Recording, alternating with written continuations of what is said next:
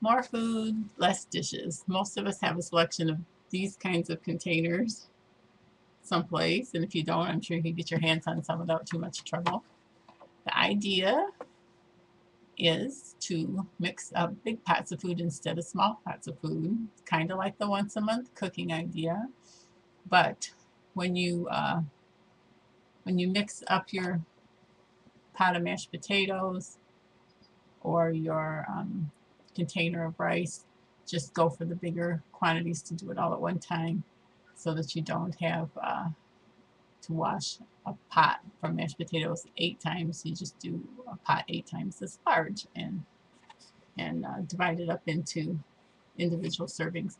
You can either put your servings of potatoes in the freezer in any kind of container you like, or you could actually obviously make up your little homemade dinners.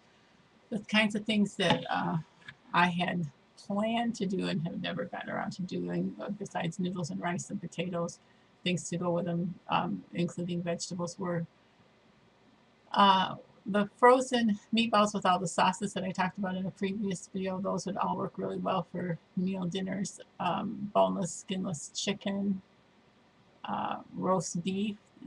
My pot will hold 3 or 4 times as much roast beef as I usually make at one time. So as long as you're heating up the kitchen in this weather, you may as well do 3 or 4 beef roasts and divide it up and do your big container of mashed potatoes and a whole bunch of carrots all at one time, and divvy them up, kind of like the once a month cooking method.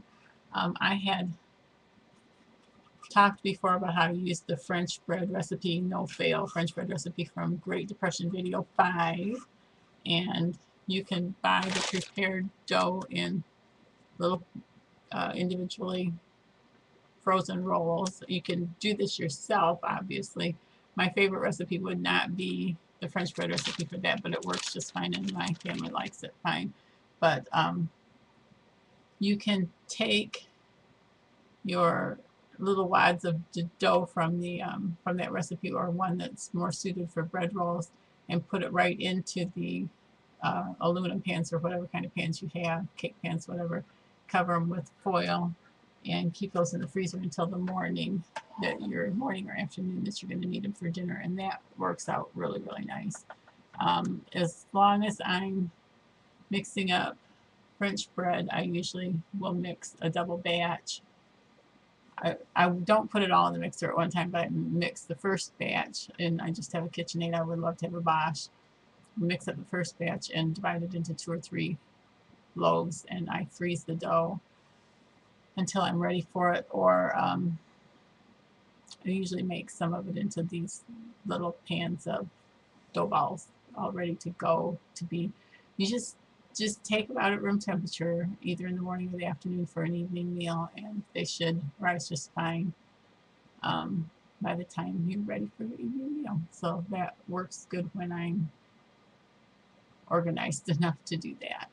I usually mean to do the third batch and I get it started, but I've ended up a couple of times.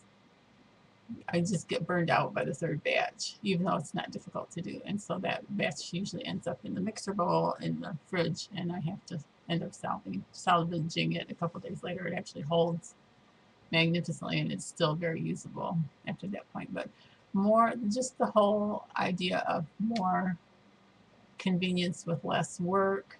Um, Having a decent meal of some kind in the evening time seems to put everybody in a better frame of mind. I think that that's one of the used to be that there were more used to be several years ago that there were other things that were higher up on the list um, for causing domestic problems, but things like housework and meals has climbed up that list in the last 30 years. So it does seem to make a big difference to have a decent meal. And I believe in doing it with as least dishes, the least amount of dishes that you can possibly do that. So we have paper plates and a dispenser um, by the sink in the kitchen. And I hang on to my Wendy's chili spoons, and I probably shouldn't run them through the dishwasher, but I do. and probably go through an extra 30 spoons a week or more, and just shove them all in the dishwasher at one time so that I'm not having to run dishes continually. So make a list and check it twice so you can eat more than just beans and just rice, and you can make your cake all at one time. In a mixer, you can make 2 or 3 cakes and bake them back to back, or if your oven will fit them all at one time.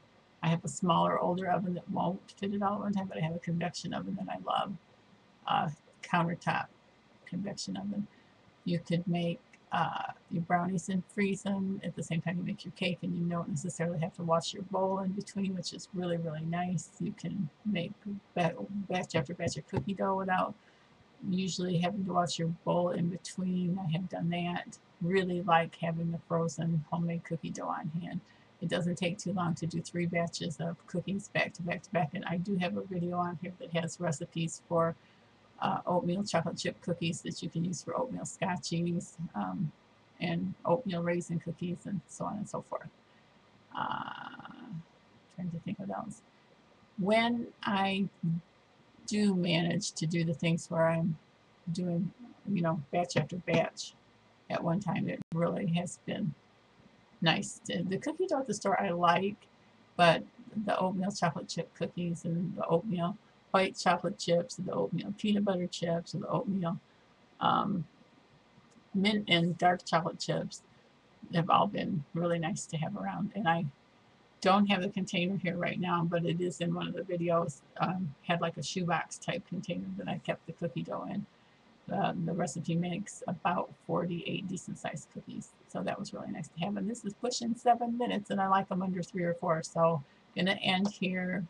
Make a list, check it twice, make sure you include chocolate chips and oatmeal and things to make cookies with. God bless your efforts to prepare and to use as much dishes as necessary and no more. God bless you. Bye.